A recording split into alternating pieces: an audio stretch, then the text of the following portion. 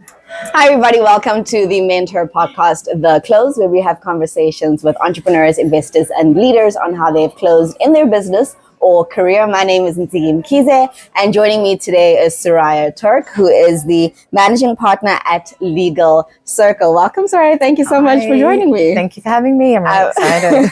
I'm having fun, on this trip that I'm having, and just pulling people aside and going, hey, you're amazing, you do incredible work. Thanks Let's so much. chat. Yeah. I'm so glad that you are willing to join us on our podcast. I want to start with what you do, because your umbrella of different roles is exactly what this podcast is about. So good. Could you give us the headlines? Yeah, absolutely. So I'm the managing partner at Legal Circle, which is a firm I actually founded about 5 years ago in Dubai.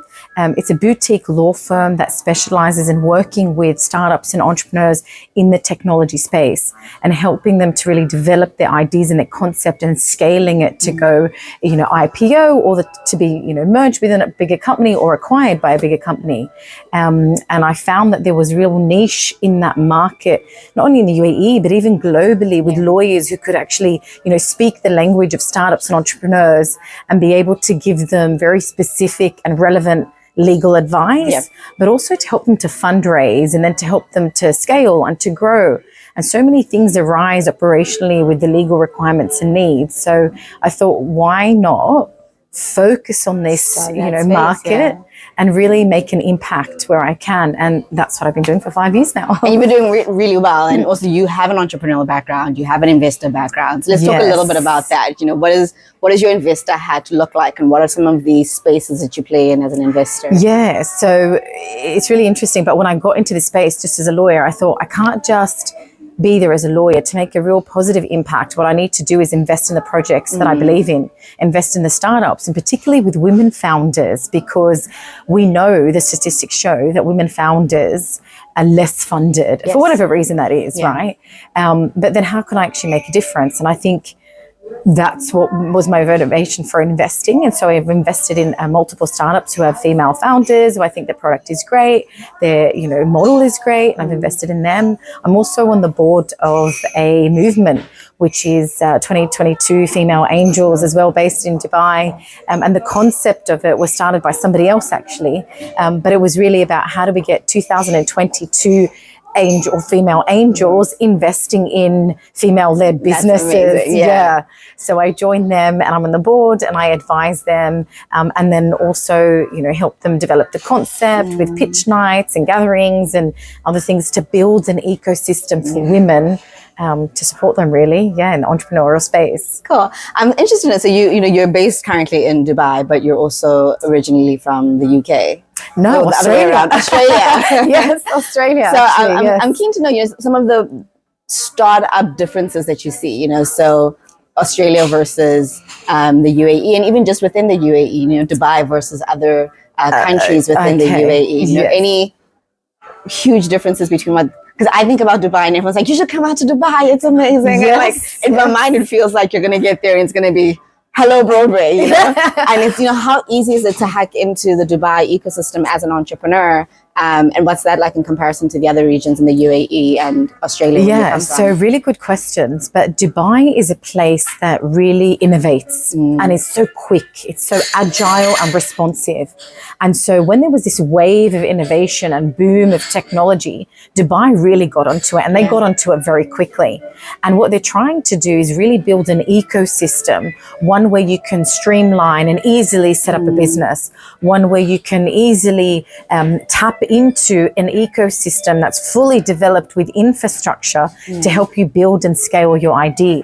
So there's lots of innovation hubs, lots of accelerators, lots of free zones that support and subsidize, or government initiatives that subsidize startups to do business. So in terms of the ease of doing business, it's there. In terms of the attitude of startups and entrepreneurs, they're hungry. Yeah. They're ambitious. They want things yesterday. Yes, It's not about thinking of an idea and asking, when is the right time? It's like, we've got this idea, we've started it, this is what the support that we need from you, let's go. And honestly, it's that's the energy of the place. It's go, go, go. Yeah. It's all about achievement. It's all about success. It's all about, I mean, really the UAE, and I think even the wider Middle East regions. If we look at Saudi, for example, now, which is a huge country, right? And the need for innovation there and the support for innovation there is so great that really what I tell entrepreneurs, if you have wings, you will fly. Yeah. Right? That's the place to fly. So is there an ecosystem? Yes. Is there an infrastructure? Yes. Are there laws as well developing to support and help to scale and build and protect the interests of investors and entrepreneurs? Yes. Absolutely. And I think that's what it takes for an entrepreneur to do very well. You need those three ingredients that come together beautifully to help scale and develop. Absolutely. And I think somebody was talking about this on a panel yesterday, that it's not great policies exist, but it's about the execution of those policies. And there needs to be people who are willing to act on that. So, I mean, it's great that we have a fantastic environment, but knowing that there's players in the ecosystem that are there to support and action on what the policy says is really encouraging as well. I'm curious to know, in terms of, people always talk about, like, which is the best country to domicile in, how easy it is to set up a business in Dubai. And as a lawyer, would you recommend that people domicile in Dubai or in other regions like Mauritius or somewhere else in Europe or Delaware, for example? Look, I know this might sound a little bit biased because I'm in Dubai and I practice there and I work there, but I do work with companies who are global and I work with startups that come from all over the world. I mean, if I even begin to list them, I'd never finish. Because Dubai has now become a hub. And so the inbound clients from all over the world, whether it's Asia, Africa, Europe, Australia, everywhere really. And I know it might sound biased, but I really do recommend Dubai. Why do I recommend Dubai? Firstly, Dubai is a hub. The strategic location of Dubai to enable you to tap into the markets around you is amazing. I mean, you're maximum 5 to 7 hours anywhere around the world, from anywhere around the world. Secondly, is from a tax perspective. So if you're domiciled and you're resident in Dubai, of course, I'm not speaking to US citizen residents here because they're caught anywhere they go. But, if you don't have tax effective policies in your country and you move to Dubai and become resident there, then you can benefit from those. So right now there's corporate taxes, but there's no income tax. But even though with the corporate tax is only 9%, so it's still relatively low when you compare with our global counterparts. The other thing is the ease at which you can set up a business. I mean, some of the free zones in Dubai, you can set up online and it's all streamlined and you never have to go anywhere to sign anything. Everything's done, by signing online and authorized, digital signatures. And so the ease at which you can do business as well, I think is really another encouraging move for people. What's a legal mistake that you see entrepreneurs make as, early day startups in the first 18 months, something that they should have gotten done legally that they missed and then later on sort of comes to bite them? So it comes to bite them, So I think one of the most important things, particularly because you're talking about the really early stages, is to really set up right. And when we mean set up right is, do you have the right registration that's required for your business activity or your license? And that differs from jurisdiction to jurisdiction. But what I know globally is wherever you go to do business and generate revenues, you need to be licensed. Secondly, depending on what your industry is, are you complying with the local laws and regulations that govern that industry? So we know fintech, for example, AI, we know even in healthcare, technologies, all of these really, I would say, instrumental industries, wherever you go, whatever country, will always be governed by some sort of policies. Are you complying with those? Because the worst thing you want is that you've gone too far and then have to go back to make everything comply. So that's two things. And then secondly is, do you have the right structure to allow you to grow flexibly and easily with more investors, more employees, more founders, more, because that when you're starting up small, you're a small suit and that's easy. But as you grow and as you expand, have you set up in a way to easily add more people on? And I think that saves you time and money if you think about that in the early days, rather than having to restructure a much bigger company with many more people at a later stage. I love that. And then as an investor, so kind of linking what you look for from a registration perspective, and then some of the key pointers that you look for when making investment decisions. What are some of the things that stand out for you in considering? Yeah, so it's really interesting because as an investor, I wear an angel investor hat, and I'm doing a course with Techstyles on angel investment. And David Cohen actually is a massive angel investor in the US. And has invested, I think, through Techstyles in about 4,000 different companies. Yep. And I say what he says. We're not actually that sophisticated in the way that we do due diligence when we invest. Yeah. Actually, like even though being a lawyer and I'm responsible to do due diligence for so many companies, when you're as an angel investor in really early stages, it's a gut feeling. Yeah. It's a gut feeling about the founder, their vision, their resilience, their aptitude for, weathering storms, being able to pivot. How creative are they? Is this founder somebody that's going to be able to take this company head on in this market and take it to where it needs to go? And when I answer yes, I invest. Yeah.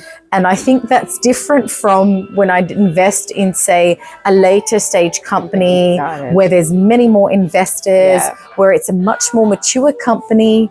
At that point, your return is even going to be less because it's in the later stages. I do more due diligence. But in the early stages, what do you really got to go by? The founder and their vision, that's it. right? Yeah. And they're asking you to support them. Yeah. And so really in the early days, as opposed to late stage, it's you're investing in the founder. So it's the qualities of the founder. It's the organization of the founder. How organized are they? How skilled are they? Yeah. What's their networks? What are their connections? Are they somebody that have what it takes mentally, emotionally to ride and weather the storm? Because it's a roller coaster ride being a founder, right? It really is. Absolutely, it is. You as an individual, so somebody who's been able to set up your own business, run your own business, engage with so many different businesses, what are some of the things that you see walking into a space that allow you to be dynamic? Allow me to be dynamic? Do you know what? It's nothing about the space.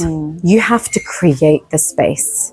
So you will always walk into, and I guess, it's like a closed door. You never know when you open that door what's going to be behind the door, right? And so rather than you trying to preempt or imagine what's behind that door, you have to hold your space. You have to hold your own and know that whatever is behind that door, you're going to handle it. You can handle this. Yeah. And so, it's, and I remember... Or you'll come out being able to handle it. Or you'll come out being able to handle it. And so how do you create your own space? How do you create and are comfortable within yourself to say, this is who I am. This is what my strengths are. These are my weaknesses, and I own all my parts, and just open that door. And it doesn't matter what you're faced with, you know that you can handle that challenge. And I think in business, in entrepreneurship, just being a woman in whatever space I found myself in, it was always just, I know who I am. Yeah. I've got my internal guiding compass. And I go with that to hold my own and present the world who I am, because you can't be who you're not. And I think from that space of authenticity, you shine your light. And people that will need to be in your space and take something away from you or add to you will do so. Yeah, it becomes, it's a homing beacon, I like to think of. That's it, yeah, exactly. It tells you your kind of people that this is me, and we find each other. And those that, will attract to you and you attract to them is it will just come so naturally rather than having to create. On our podcast, we believe in moments of honesty. So I want to highlight two things: a big win in your career as a lawyer or as an entrepreneur, and a really low point where you're like, oh my goodness, like, am I even cut out for this? And just how you kind of made it out. Because I think oftentimes as entrepreneurs, especially because if you're working by yourself as a solo founder, or if you're just a team of two for a long time, a lot of the stuff feels very pervasive, and you don't realize that other entrepreneurs are going through the same thing as well. And I think when you ventilate that, you kind of go, oh, I'm not the only one struggling. Like, we're all experiencing different hardships in different forms. And it's also encouraging to hear how people have gotten through that. Yeah, and then to also just hear that people win, right? And for what that does for me is go, oh, it's possible. So if this Soraya could win, I can win too. Okay, yeah, absolutely. Yeah, so a time that was like, in your career or business as an entrepreneur, and then a time that's a really great highlight for you. Yeah, but I like the question, but I have to say, when it comes to a time where I went up, in entrepreneurship, that time's always right. You know, That's like daily. Like that's like you wake up in the morning, Like, do I have what this it again takes today? Because there's always so much to do. Yeah. And the pace is fast, and you've got to keep innovating, and you've got to keep moving.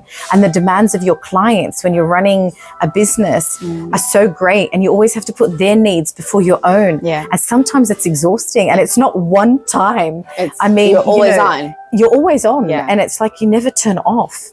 And I think so. That's probably been the real struggle for me in entrepreneurship is, can I switch a button and just be like, I'm off now, and then I'm on now. Yeah. It doesn't happen. And I wear so many hats too, and balancing all of those. And that's every day that I wake up and sleep.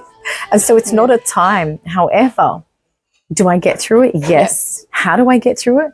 I get through it knowing that I'm not the only one. And I get through it daily looking at the clients that I work with and seeing that, oh my God, they're going through the same thing I am today, right? But by holding their space and helping them to get through, it kind of has the reverse effect of helping me get through it too. Yeah. And then that's what I do. And it's daily. So it's not time. It's like every day. How are we going to get through today? Yes. But you get through it, and you get better for it, and you get stronger, and then you win more clients. And with each win, it's like, yay, But yeah, is there a time where I went, wow, what we've achieved?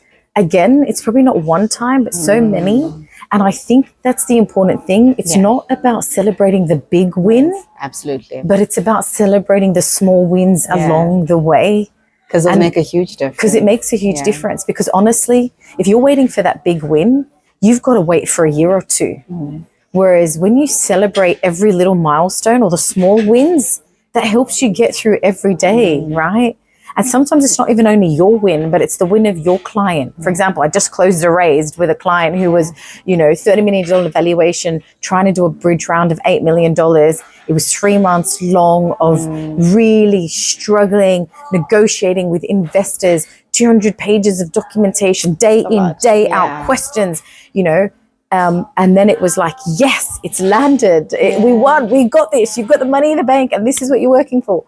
But that's a small win for one client along the way, every day. And then those sum out. And you look back and you go, wow, 350 clients later, 10 major milestones for Series A and Series B and massive funds. But they don't happen overnight. Absolutely, yeah. They're an accumulation of those small wins. And we wish you many great small wins and great wins as well. Yes, Just to close off, I'd like to know your one superpower, the one thing that you kind of go like, that's my trump card that I pull out. I'll tell you what, and I know it's going to sound strange, but it's being woman. Yes, Yes. I love that. It's being woman. It really and is, I tell that is a everybody, superpower. No, I honestly tell like female entrepreneurs in business when they're talking to me about their struggles, I'm like, do you know what your superpower is? And they honestly sometimes say no. And I'm like, it's the fact that you're a woman. It's the fact you can bring that diversity and that difference to the table when you're the only one at that table, or you're the only one in that industry, or you're the only one that can be in that industry because you're a woman. When we talk about feminine health tech, like female health tech, a man could not pull that off. When you're in a boardroom and there's 10 men and you're the only woman, honestly, that female energy to the table is going to make a difference. And I feel like a lot of the wins, or even when I look back over my career, I've probably gotten so far by using the superpower of my feminine energy in in I love that. Thank you so much for joining us on The Close. Thank you such for a pleasure having me. chatting to you. Likewise. And that is it for today's edition of The Close. We wish you the best as you continue to close deals in your career and your business.